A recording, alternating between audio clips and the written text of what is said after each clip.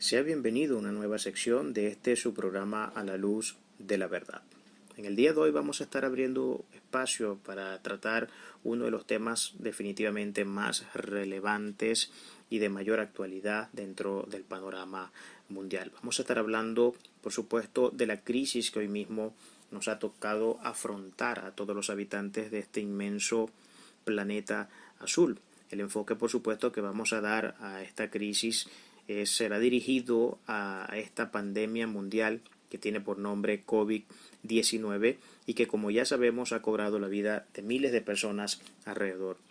del mundo. Definitivamente los tiempos son duros y escatológicos.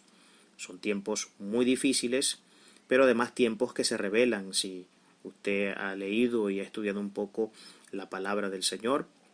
son tiempos que definitivamente tienen y poseen un carácter escatológico. Ahora, cuando digo escatológico, no quiero que se me malinterprete. Cuando digo escatológico, me refiero al hecho de que definitivamente muchos de los elementos que hoy han estado siendo parte de los componentes de la crisis que actualmente atravesamos se revelan en la Escritura como elementos que definitivamente dibujan todo un panorama escatológico. De manera que no me refiero con escatológico al hecho que muchos tienden hoy a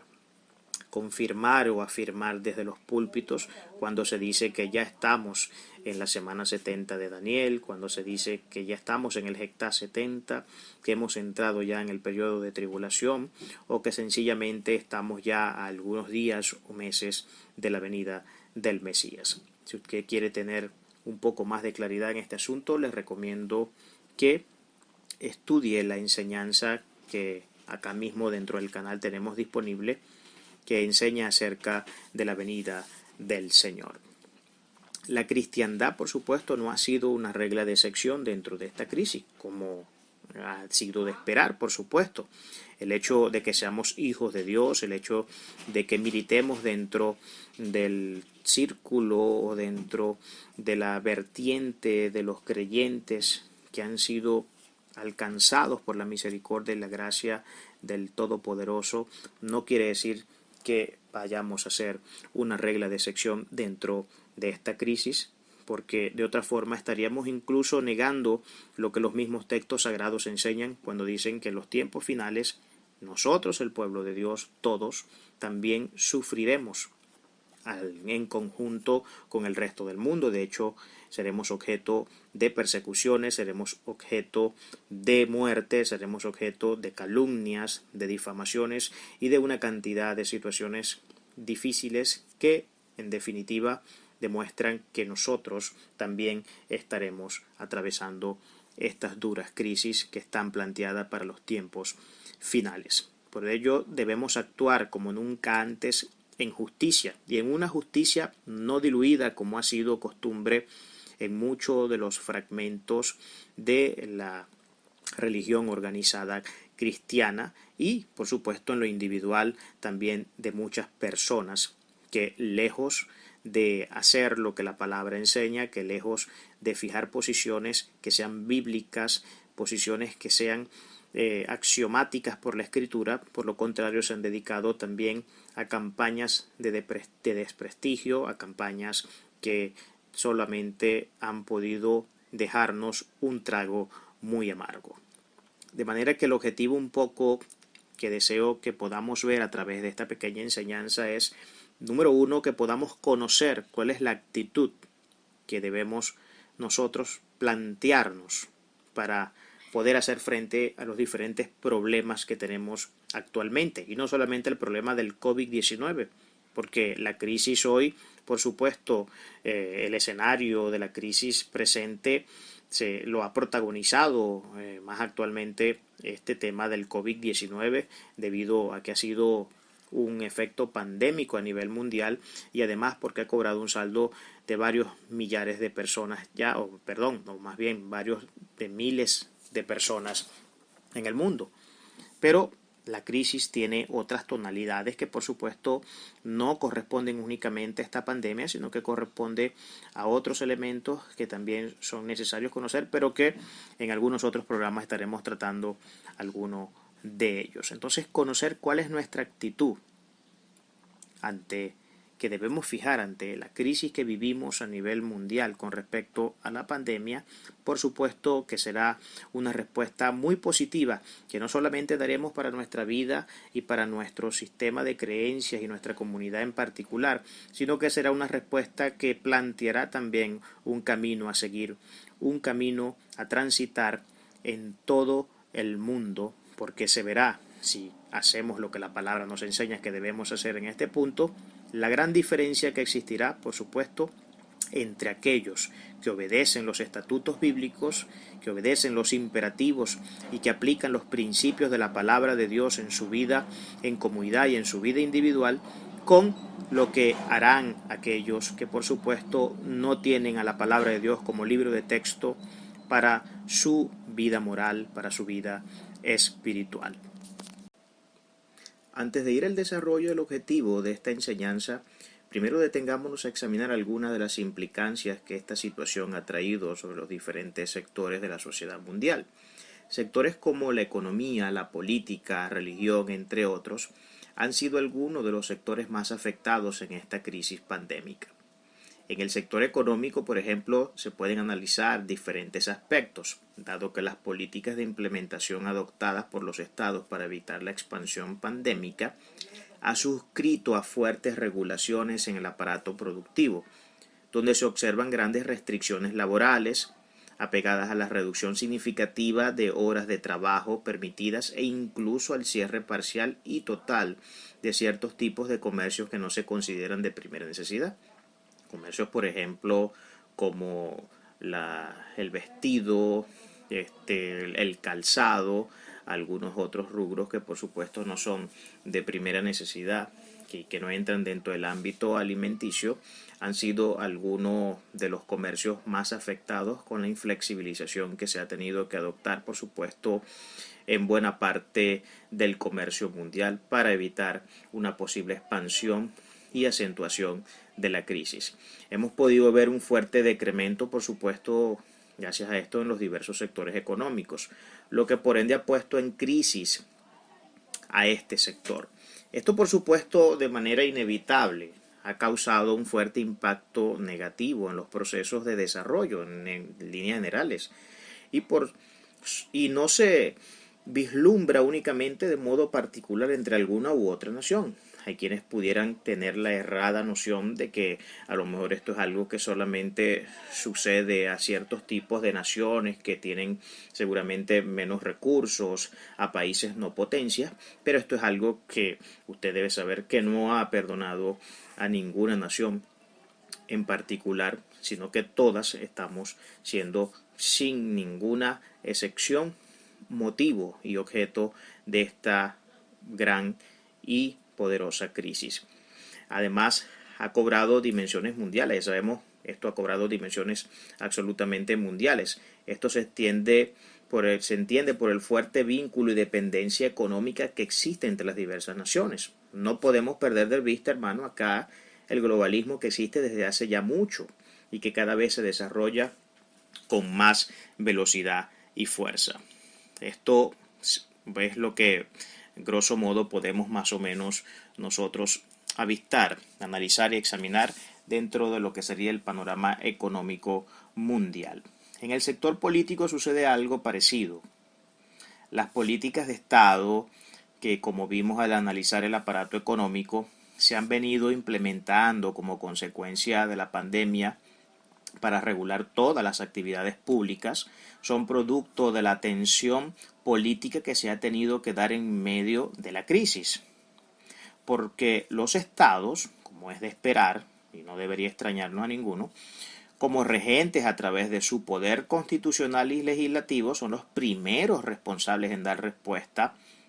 ante la sociedad de las normativas que deberán acatarse, de manera que podamos mantener un poco sometida la posibilidad de que esto se vaya a mayores y más críticos escenarios, pues son estos los que poseen los mecanismos competentes para dicha labor. Es el Estado, son las normativas que se prescriben a través del Estado. Ahora, esto sin lugar a dudas también ha producido un fuerte impacto en este importante sector. En algunos casos, muchas de las agendas políticas han tenido que ver un cese indefinido de algunos elementos de su agenda. Entre ellas podemos ver el retraso en ciertos procesos electorales. Ya tengo información de que en algunos países han tenido que retrasar, debido a la eventualidad que estamos presentando, algunos de sus procesos electorales que ya estaban definidos para darse en un momento determinado y que, bueno, por la fuerte crisis que estamos atravesando y por el decreto de emergencia que ha habido prácticamente a nivel mundial, han tenido que hacer a un lado esos objetivos electorales. Otro elemento político afectado que se vincula fuertemente con el sector económico se nota en el cierre de las actividades de función pública, con dependencia por supuesto del Estado. Para mencionar algunos ejemplos tenemos los registros mercantiles. Estas instituciones en buena medida han sido objeto de cierre. Ya recordemos que estas son entidades y dependencias del Estado. Conozco el caso de varios abogados entre familiares y amigos que desde hace rato ya, desde que se declaró el estado de emergencia nacional acá en nuestro país y desde que por supuesto se declara la cuarentena oficialmente, no han podido ir la primera vez a hacer labores dentro de estas instituciones porque han sido totalmente cerradas por las políticas que el Estado ha venido implementando. Otros serían las instituciones recaudadoras de impuestos, etcétera, entre otros. Sabemos que dentro de la institución que procesa todo el término de los impuestos nacionales, es una definitivamente de las fuertes y más importantes entradas que todo Estado en el mundo tiene desde el punto de vista económico, y que ya sabemos que cercenar, limitar, regular este tipo de actividad económica tan importantísima para el Estado, pues también desencadenen una serie de consecuencias negativas que a la postre pues tendrán que lidiar con algunos cuantos escenarios un tanto complejos. En definitiva, el sector político también ha visto su oscuro escenario como causa del COVID-19. Esto por ver algunas de las más importantes implicancias que este virus, que el COVID-19, ha tenido sobre algunos de los sectores más importantes a nivel mundial.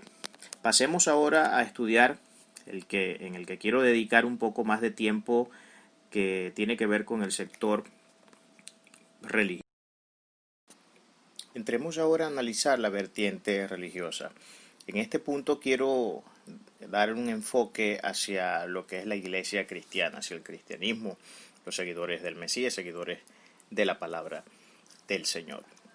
En estas implicancias he basado todo este efecto nocivo y negativo sobre tres ejes que son básicamente lo que voy a exponerles acá. Lo primero es, y esto es por supuesto algo que más que personal es algo que se puede corroborar en la experiencia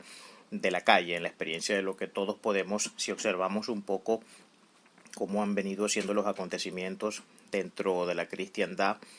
lo podemos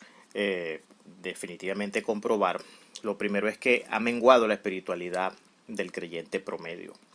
Esto es un gravísimo y fatal error que se está cometiendo en muchos sectores de la cristiandad, que se está cometiendo, por supuesto,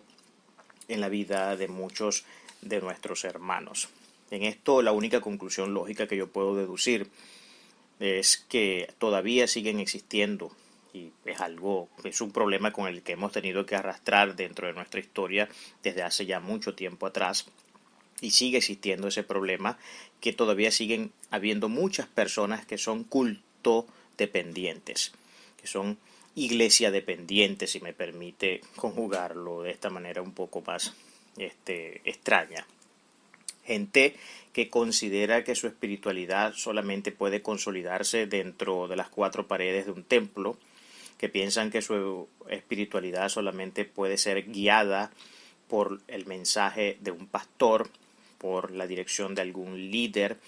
por la dirección de algún profesor en teología, y que en definitiva pues su vida misma funciona en consecuencia de todos estos elementos que en su conciencia, que en su percepción muy personal, pues ellos consideran ser las fuentes que definitivamente juegan un papel fundamental dentro de su espiritualidad. Y esto por supuesto que es un problema gravísimo que se sigue presentando dentro de la Iglesia del Señor. Acuérdense que una de las cosas que la Reforma protestante concibe, rescata, descubre dentro del texto sagrado es el sacerdocio universal. Nosotros no funcionamos bajo sistemas que jerárquicamente se manejan desde ciertas situaciones de poder donde hay una especie de monarca, llámese rey, papa o como queramos llamarle, quien dicta cuáles deben ser las pautas y las normativas para regir la vida espiritual de las personas. Por lo contrario, en la verdadera cristiandad, en lo que los textos sagrados nos enseñan, nosotros todos somos sacerdotes ante el mundo y ante el Señor, de manera que el Eterno ha puesto en nosotros, a través de su Espíritu Santo, la fuerza espiritual, la guianza espiritual que necesitamos para nosotros poder hacer lo que es justo y correcto, no solamente delante de Dios, sino también delante del mundo. De manera, hermano, que si usted es uno de los que se ha visto afectado en este aspecto, le aconsejo que busque mucho de la presencia del Señor, que revise los textos sagrados, que examine profundamente la Escritura a través de criterios y métodos de interpretación correctos y que le pida al Dios Todopoderoso que le revele cuál debe ser las decisiones que debe tomar para evitar estos escenarios que definitivamente está llevando a muchas personas a errar dentro de la cristiandad. Otro de las duras crisis que se está viviendo en la iglesia actual es que se han fijado muchas posiciones rebeldes dentro de la iglesia. A esto de las posiciones rebeldes me refiero a que hay muchos pastores, muchos ministerios, muchas iglesias que lejos de atender las pautas, las normas, los consejos y en algunos casos incluso las normas ya con carácter de ley que se han impuesto en algunos estados y que la misma Organización Mundial de la Salud ha aconsejado que debe hacerse, lejos de obedecer, han hecho caso omiso a muchas de las regulaciones y de las imposiciones que se han venido gestando dentro de la crisis. Por ejemplo, una de las cosas que está prohibida y en algunos casos prohibido con peso de ley, e incluso a quienes se le tomen infringiendo esa normativa le sale incluso hasta penalidad de cárcel, es por ejemplo impedir o evitar más bien que nos estemos congregando grupos grandes de personas en lugares, peor aún si son lugares cerrados, si es algún recinto, si es algún lugar donde estamos confinados y donde fácilmente podemos ser un blanco perfecto para que un brote epidémico siga avanzando en medio de estas comunidades o avance dentro de estas comunidades. Estos ministros, estos pastores, a quienes yo considero no tienen el más mínimo temor de Dios, a quienes yo considero que no conocen ni por aproximación ni remotamente el término justicia dentro de la Escritura,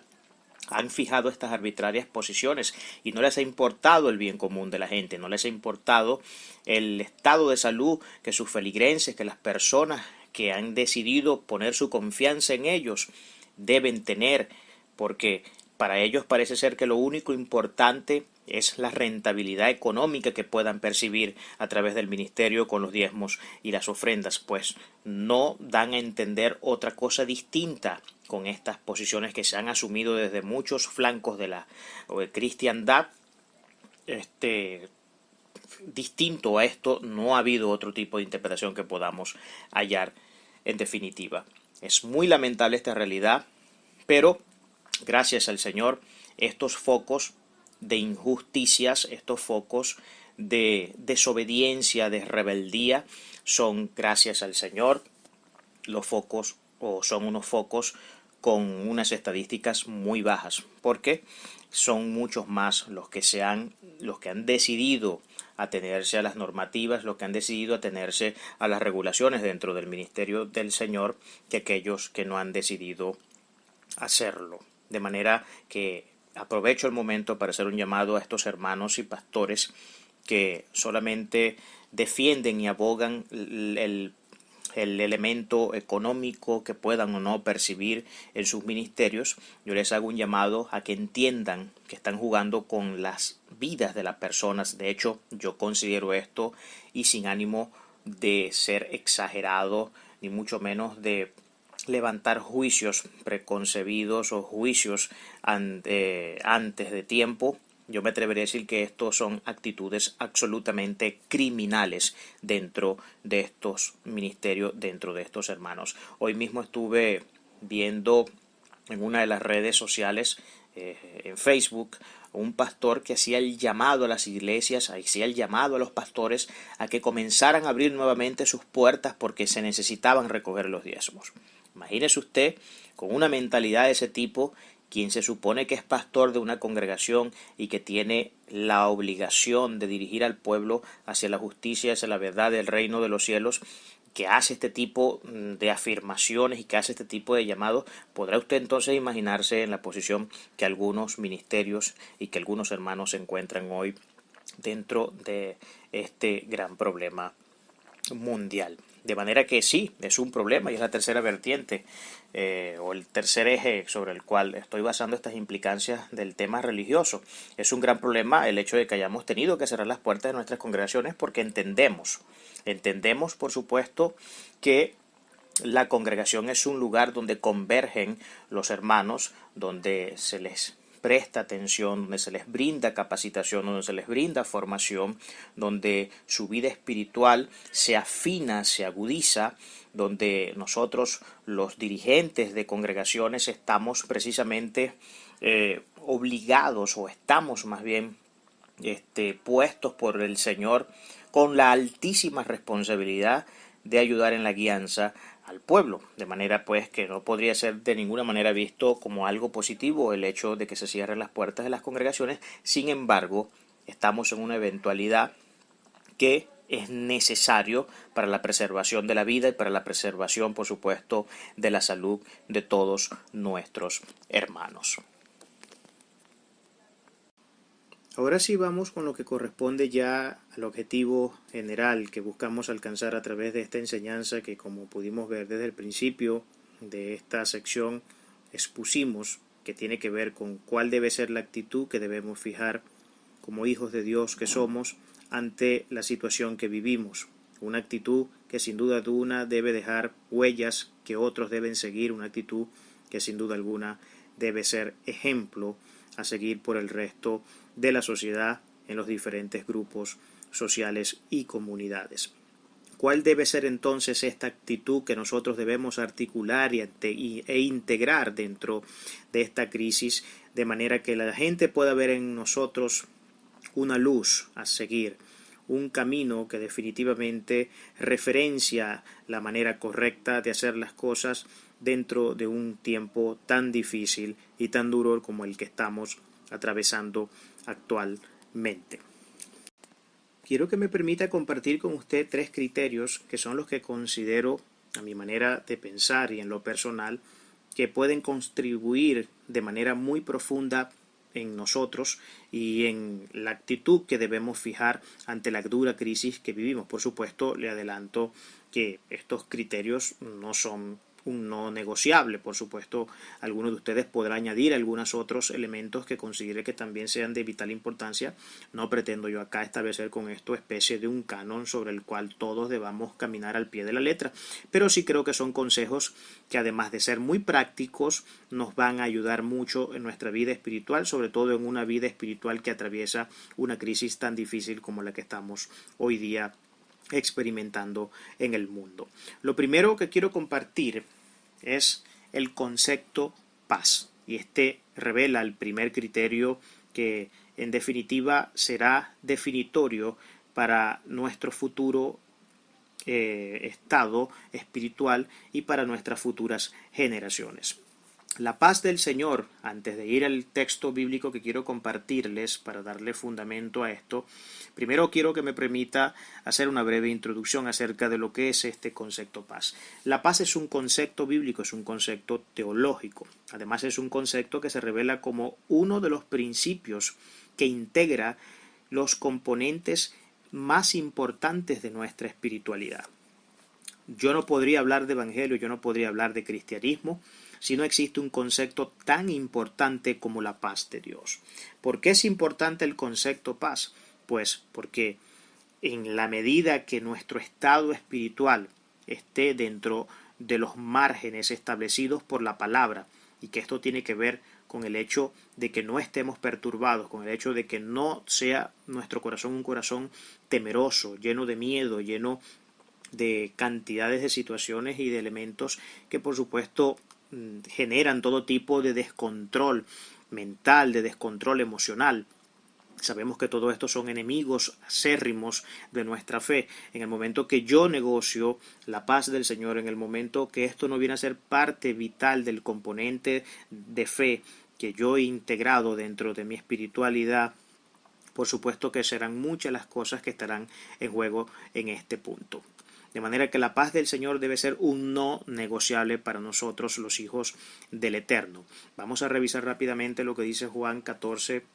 27 para que podamos ver un poco mejor a qué me refiero con esto. Juan 14, 27 dice: la paz les dejo, mi paz les doy. Yo no se las doy como la da el mundo, no se turbe su corazón, ni tenga miedo. ¿Quién nos deja la paz? Sería interesantísimo hacernos la pregunta acá. La paz la deja el Señor, la paz la está dejando Jesucristo. Yeshua, como vemos, no es un simple hombre el que nos está prometiendo su paz. Es el mismo Todopoderoso, que su paz nos deja, su paz nos da. Y por supuesto no como el mundo la da, haciendo la diferencia entre la paz que el mundo maneja y la paz que la palabra de Dios maneja. En pocas palabras, lo que está trazando acá el Eterno es una línea divisoria entre lo que es el concepto paz bíblico y lo que es el concepto paz del mundo. Ya sabemos que están abismalmente separados uno de otro. Por ver algún elemento que podamos analizar en este punto para tener un poco de claridad en el asunto, por ejemplo, la paz de Dios es algo que depende absolutamente de la confianza que un hijo de Dios ponga en él. Eso es, en primera instancia, uno de los elementos que nos permite introducirnos en este concepto de paz que la palabra nos enseña. En el mundo, por supuesto, la paz no depende de que nosotros pongamos nuestra confianza en el Creador, depende más bien que pongamos nuestra confianza quizás en algún objeto material, en algún objeto que, como sabemos, cualquier cosa de este mundo es vana, es pasajera, es efímera. Hoy está, pero mañana no sabemos qué lugar pueda ocupar eso dentro de nuestras vidas y si es que está.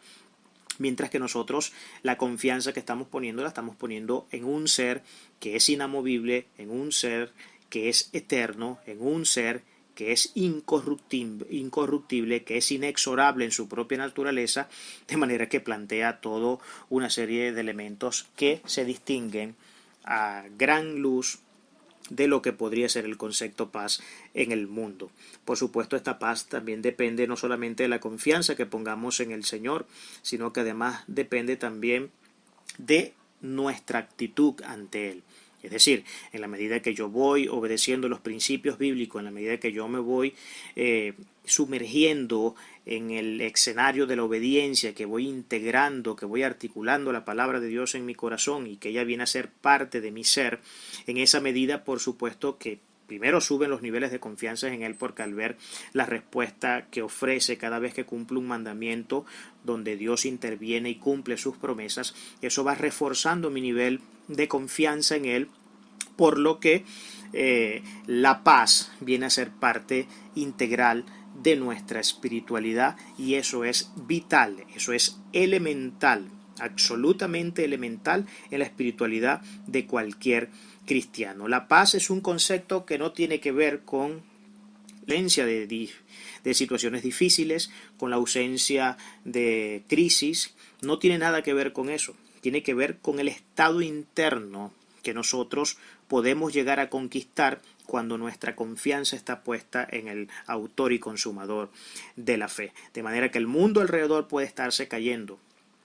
La misma tribulación puede estar ocurriendo ante nuestros ojos, y no pretendo decir que estamos en eso por si alguno quiere tomar la cosa por ese lado. De manera que cualquier cosa difícil puede estar ocurriendo a nuestro alrededor y nosotros estamos estables. Nosotros estamos llenos no solamente de paz, sino de estabilidad y de fortaleza en medio de la crisis mundial. De manera que es importantísimo que nosotros mantengamos presente este concepto y que por sobre todas las cosas lo defendamos a capa y espada. Sea cual sea el precio que tengamos que pagar, es necesario, es conveniente, y el fruto que veremos si nosotros nos mantenemos en línea con este principio definitivamente marcará una línea que distanciará mucho la actitud de algunos con usted cuando decide obedecer este principio bíblico. Fíjense que el principio de paz, el concepto de paz, es lo que nos permite, y dicho acá mismo en el versículo 27 del capítulo 14 de Juan que acabamos de leer, es lo que nos permite evitar que nuestro corazón se turbe y que el miedo venga a ser parte del componente espiritual de nuestra vida. Ya saben que la perturbación, que son descontroles emocionales, son descontroles de todo tipo que pueden haber dentro de nuestro componente y de nuestro sistema emocional. Además, el miedo, que viene a ser parte de todo este sistema, son elementos que paralizan por lo general a una persona, nos estancan, impide el crecimiento, impide el proceso de desarrollo en cualquier persona, no solamente hablando en términos de la cristiandad, no solamente hablando en términos de lo que bíblicamente se nos enseña, sino que aún en líneas generales esta perturbación ya es algo comprobado científicamente, comprobado desde la psicología, comprobado desde diferentes flancos de la ciencia, que todo estado mental perturbado y lleno de cantidades de descontroles y conmocionado, siempre termina desencadenando una serie de situaciones difíciles. Por eso no en balde se habla incluso de las enfermedades psicosomáticas. De manera, hermano, que una de las primeras cosas que nosotros debemos tener en mente y que debemos entender que es un no negociable para nosotros en nuestra espiritualidad es la perseverancia en ese concepto que el mismo Yeshua, que el mismo Jesucristo nos dejó como estampa de la fe que seguimos y profesamos. El segundo criterio que quiero compartir, y este depende absolutamente del primero, porque hay un absoluto nivel de dependencia dentro de estos criterios que he decidido diseñar acá y que son bíblicos, no son míos, porque veremos cómo todos tienen un fundamento bíblico, es que no debemos dejar bajo ninguna circunstancia, no importa cuán dura o difícil pueda ser la crisis, no podemos permitir que nuestra fe deje de construirse. En el momento que nosotros decidamos dejar de construir nuestra fe, como ya he visto en algunos casos que está sucediendo, y es muy lamentable, hermanos, que se han entregado a la situación, que se han entregado a la dificultad del momento y que han perdido toda esperanza y todo índice de poder nuevamente alzar sus cabezas y seguir sus vidas en el desarrollo y en la bendición del Eterno, han entregado sus vidas a la desesperación y han perdido la esperanza en el Eterno, por lo que han dejado de construir su fe. Ya saben que la construcción de nuestra fe es uno de los elementos más importantes en nuestra vida como creyentes. Recuerden que todo el proceso y el tránsito de vida de un creyente transcurre desde el momento en que se convierte hasta el momento en que le toca dejar la tierra. Pero ese intervalo de tiempo es un espacio, es un episodio donde nuestra fe, donde nuestra espiritualidad no puede dejar de construirse, de manera que nosotros vamos todos los días de gloria en gloria y de victoria en victoria. Más o menos es a eso a lo que referencia la Escritura cuando habla de eso. La única manera de ir de gloria en gloria y de victoria en victoria es cuando nosotros constantemente, diariamente, a cada instante, estamos contribuyendo para la construcción de nuestra fe. Ya sabe que la construcción de nuestra fe se debe a diferentes elementos y a diferentes factores que tenemos que poner en prácticas. Hay diversos ejercicios espirituales que la palabra nos enseña. Dentro de la palabra tenemos ayunos, tenemos vigilias, tenemos momentos donde tenemos que entregarnos y rendirnos en total y completa intimidad ante el Señor. Tenemos por sobre todo la palabra, que es el documento escrito de parte de Dios, donde se nos muestra cuál debe ser nuestra conducta ante Él y ante el mundo. Es toda esta ley, toda esta prescriptiva ley moral, toda esta prescriptiva ley de universales objetivos que se diferencian en su mayoría y a todo lo que podemos ver en cualquier otro escrito de cualquier libro religioso en el mundo. De manera que esto también tiene que ser un no negociable para nosotros. En el momento que dejamos de construir nuestra fe, por supuesto que la debilidad espiritual será parte de nuestra vida y en ese punto abrirán muchas puertas para que el enemigo y para que diversas circunstancias de carácter difícil seguramente vendrán a ser parte también de nuestro componente de vida, lo que a su vez desencadenará, por supuesto, una serie de situaciones engorrosas, difíciles, complejas, donde a lo mejor nos costarán muchas cosas que no queremos perder. Pero fíjense cómo esta parte de la construcción de nuestra fe depende del estado espiritual en el que yo me encuentre. El estado espiritual en el que cualquier cristiano se pueda encontrar dependerá de cumplir el primer criterio. El primer criterio, mantener la paz. Si yo mantengo la paz, me alejo de la posibilidad de un corazón perturbado, me alejo de la posibilidad de que el miedo se adueñe de mí, me alejo de la posibilidad de que haya un descontrol y una conmoción emocional en mí, por lo que no me desestabilizo. Pero en el momento que la paz deja de ser parte de mi componente, por ende la fe deja de construirse también en nosotros. Quiero compartir con ustedes rápidamente acá unos textos bíblicos que nos ayudarán también a ver un poco, para darle un poco de fundamento y podamos, por supuesto, como siempre, basar todo lo que nosotros enseñamos teóricamente, siempre en el fundamento de lo que la palabra nos enseña. En Filipenses 4, del 6 al 7, dice lo siguiente: por nada estén ansiosos, sino sean conocidas siempre sus peticiones delante de Dios en oración y súplicas y con acción de gracias. Y la paz de Dios, que excede a todo entendimiento, guardará sus corazones y sus mentes en Jesucristo, en Yeshua. Voy a volverlo a repetir. Por nada estén ansiosos, sino sean conocidas siempre sus peticiones delante de Dios en oración y súplicas y con acción de gracias. Y la paz de Dios, que excede todo entendimiento, guardará sus corazones y sus mentes en Yeshua, en Jesucristo. La ansiedad definitivamente es un agente destructivo de nuestra fe. En el momento que permitimos que la ansiedad, que es un descontrol emocional que puede venir a integrarse en nuestra vida, forma parte de nuestro componente vital, en ese mismo momento comienzan las irregularidades a ocurrir. La ansiedad es definitivamente uno de los agentes disruptivos de la paz del Señor.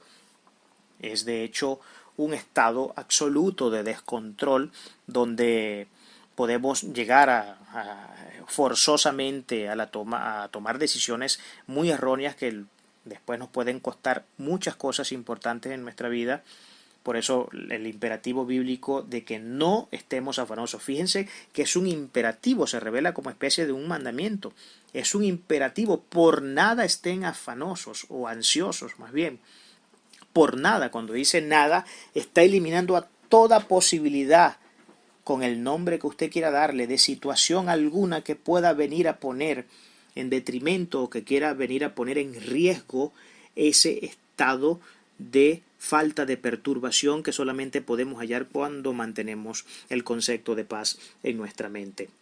No estemos ansiosos por absolutamente nada, sino que sean conocidas nuestras peticiones delante de Dios en oración y súplicas y con acción de gracias. Fíjense lo importantísimo que este versículo es para nuestra espiritualidad. Aquí revela varios principios interesantísimos que vale la pena analizar con lupa. Yo solamente voy a hablarlo acá, grosso modo. No pretendo desarrollar una enseñanza sobre este punto, pero quiero dar algunos tips, algunos pequeños elementos que seguramente van a ayudar mucho en la contribución de nuestra espiritualidad. Fíjense que dice que una de las formas de evitar que la ansiedad forme parte de nosotros es que debemos hacer peticiones al Señor en oración y súplicas y con acción de gracias. No está mal, hermano. Yo sé que hay muchas personas que han enseñado desde los púlpitos que está mal pedirle a Dios, que uno no puede acercarse a Dios con peticiones, que eso no es de un hijo verdadero, que uno lejos de pedir solamente debe esperar a ver si Dios de alguna manera se conduele de nosotros y decide entregarnos alguna bendición. No, hermano. La palabra nos enseña que pedir es definitivamente un componente legítimo de nuestra espiritualidad. Y eso es algo que nosotros debemos entender, porque a quienes nosotros servimos, a quienes nosotros amamos, a quienes nosotros adoramos, es al que llamamos Padre. Pero no es solamente al que llamamos Padre porque queremos hacerlo de manera arbitraria. Llamamos Padre a quien llamamos Padre sencillamente porque la palabra sí lo define ante nosotros. El concepto del Dios Todopoderoso que se revela en la Escritura como aquel que ha venido a salvarnos es un concepto que se maneja dentro de la figura de la paternidad. Y Él ha declarado ser nuestro Padre y ha declarado que nosotros somos sus hijos. De manera que todo hijo tiene el derecho legal y legítimo de pedirle a su padre lo que considere sea necesario para la contribución y el desarrollo de su vida. Así que no está mal si en un momento determinado usted siente la necesidad de pedirle a Dios, pero como dice acá, en oración, en súplicas y un elemento muy importantísimo que no podemos fallar y en el que no podemos errar dentro de nuestras oraciones y peticiones, y es que debe ser siempre con acción de gracias. Con acción de gracias. La acción de gracia es un elemento que tiene un poder trascendental dentro del mundo espiritual. No me voy a detener ahora en eso. Ya habrá oportunidad para que podamos hablar un poco más sobre el tema. Entonces dice después que la paz de Dios que excede todo entendimiento guardará nuestros corazones y nuestras mentes en Jesucristo, en Yeshua. Fíjense cómo la paz de Dios excede todo entendimiento, es decir, va más allá de nuestra razón. Va más allá de lo que nosotros matemáticamente podemos calcular, va más allá de un principio aritmético, va más allá de un principio físico, va más allá de un principio filosófico. Es algo que excede los límites y trasciende las capacidades de nuestra razón humana. De manera que para que la paz de Dios, esto es en parte uno de los requisitos que necesitamos cumplir para que la paz de Dios se mantenga en nosotros. Uno de los requisitos es que yo no necesito entenderlo en cierto sentido. Por supuesto, yo necesito hacer uso de la razón para articular los principios bíblicos, para tomar las decisiones necesarias para poder hallar esa paz. Pero una vez que eso ocurre, la paz que llega a nuestra vida es de tal dimensión que aunque el mundo a nuestro alrededor, como ya lo dije, se esté cayendo, no hay el más mínimo de perturbación en nosotros. Y eso es algo que por supuesto desafía la razón de cualquier ser humano. Por eso que la paz que Él nos da no es como la que el mundo nos da. Y aquí es donde se establece esa gran distinción dentro del principio y el concepto de paz del Señor. En otras palabras, hermanos, y para concluir con este segundo criterio, no podemos de ninguna manera negociar el hecho de la construcción de nuestra fe. En el momento que dejamos de construir nuestra espiritualidad, que es un término homólogo a la fe emuná del Señor, en ese mismo momento hemos entregado nuestra vida al total y absoluto fracaso. Por último, como tercer criterio, quiero compartirles que nuestro discurso, hermano, debe ser más que simples palabras. Debemos ser un modelo de conducta y obedecer los imperativos bíblicos. Hay muchas personas, todavía siguen existiendo muchos hermanos, que su vida espiritual consiste únicamente en palabras, consiste en lo que sale de su boca, consiste en lo que sí puede que armen muy bien dentro de un bosquejo para enseñar desde el púlpito, pero que luego, después de esas palabras, no hay absolutamente nada ejemplar que ver en la vida de estos hermanos. Y acuérdense que el mundo entero tiene sus ojos fijados sobre nosotros y solamente espera ver que cometamos el más mínimo error, y aunque no lo cometamos de igual forma, se los inventan para señalarnos y para levantar y emitir todo tipo de juicio injusto sobre nosotros. Que el que esto ocurra o no dependerá, por supuesto, de la actitud nuestra, donde nuestras palabras deben consistir y coincidir con nuestra práctica de vida espiritual. Si yo hablo del amor de Dios, yo no puedo ser una persona que solamente utiliza el amor de Dios como un término teórico, sino que debo entender que el amor de Dios es toda una práctica que se debe ejecutar en el día a día y que no debo dejar de practicar porque es el componente más importante de la espiritualidad cristiana. Si yo hablo de perdón, de igual forma, esto no debe consistir únicamente en un criterio teórico y conceptual que podemos esbozar teológicamente, sino que debemos entender que el perdón es un elemento integrado dentro de nuestra fe y bajo el cual nosotros podemos alcanzar incluso la salvación misma. La tenemos gracias a que accedimos a ese principio. De otra forma, no pudiéramos hoy hablar de comunidad cristiana. Entonces debemos ser modelo.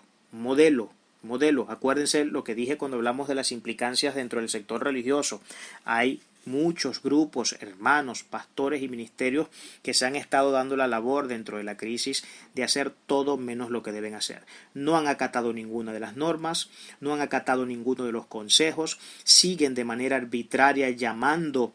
a que se abran las puertas de los ministerios, porque parece ser que lo único importante para ellos es el ingreso que obtienen a través de los diezmos y las ofrendas. No les vemos dando ejemplo en la calle a través de la predicación del evangelio y de las prácticas que deben acompañar a esa predicación.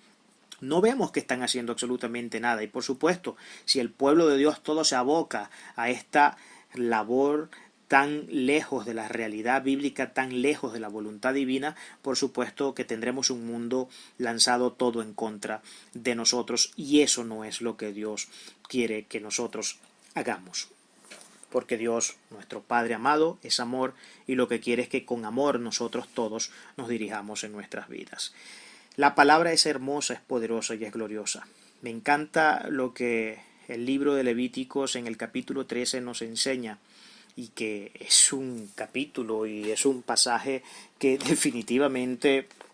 fuerza tan tremenda y que viene, hablando en términos cotidianos, a caer como un anillo al dedo tan preciso, tan preciso, que no da lugar a dudas de la inmensa trascendencia de la Escritura y de su inteligencia en cada una de sus páginas. En el libro de Levíticos, capítulo 13, se enseña toda la normativa de la manera bien estricta y bien esbozada, bien articulada, de lo que debe ser la actitud también de toda persona cuando se enfrenta a un tipo de crisis como la que estamos viviendo. En ese capítulo, que no lo voy a leer para que podamos avanzar y dar fin ya a esta enseñanza, usted lo podrá leer en su casa, tendrá la oportunidad de revisarlo y de con lupa examinarlo y profundizar aún más y ahondar en los detalles que seguramente podrá ver y que de manera muy clara hablan a nuestra espiritualidad. En este capítulo 13 de Levítico se enseñan las normativas que deben acatarse, que no son normativas, no se las inventó la Organización Mundial de la Salud, no se la inventó la gestión de ningún estado ni de ningún gobierno, es algo que está en la Escritura, que se escribió hace ya más de 2500 años atrás. Allí habla la palabra de cuál es el tratamiento que se debe dar en casos de pandemia, en casos de epidemias, en casos de cualquiera de estas crisis que vengan a amenazar la vida de cualquier persona, cuál es el trato que se debe dar para poder evitar que la mortandad forme parte de las estadísticas dentro de nuestras comunidades. Dice que hay que identificar a los enfermos, que una vez que se identifican a los enfermos, hay que recluirlos, hay que aislar a esos enfermos. Luego de tenerlos en ese proceso de aislamiento, hay que observar cuál es el nivel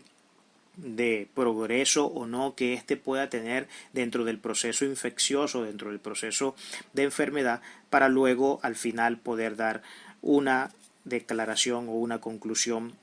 ya definitiva donde se decidirá si esa persona ciertamente vuelve a integrarse dentro de la sociedad para hacer su vida normal o por lo contrario se mantiene recluida para seguir viendo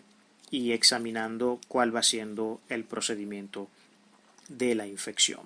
Es tremendo que estos son principios que se revelan dentro de la escritura, que como digo, ya con más de 2500 años de anticipación a que la misma ciencia pudiera ver esto y pudiera probar esto a través de la metodología científica. Ha sido un gran placer, ha sido como siempre una gran bendición el que haya podido abrir las puertas de su hogar y haya abierto un espacio de su corazón y de su tiempo, su valiosísimo e importantísimo tiempo, para nuevamente dar lugar a la palabra del Eterno, para dar lugar a que personas como yo, que no somos más que un simple instrumento de Dios para bendecir a otros, pueda compartir con ustedes unos pequeños consejos prácticos que vienen de la sabiduría altísima del Todopoderoso. Si tiene alguna duda, si tiene alguna inquietud, si hay algo más que considera que necesite reforzarse dentro de la enseñanza que se acaba de dar, no deje de hacer sus comentarios. Estaremos apartando, como siempre, un espacio muy especial para que usted pueda hacer todos sus comentarios y preguntas, de modo que podamos tener esa interacción vital también para seguir concretando los niveles de aprendizaje. El Señor me los continúe bendiciendo.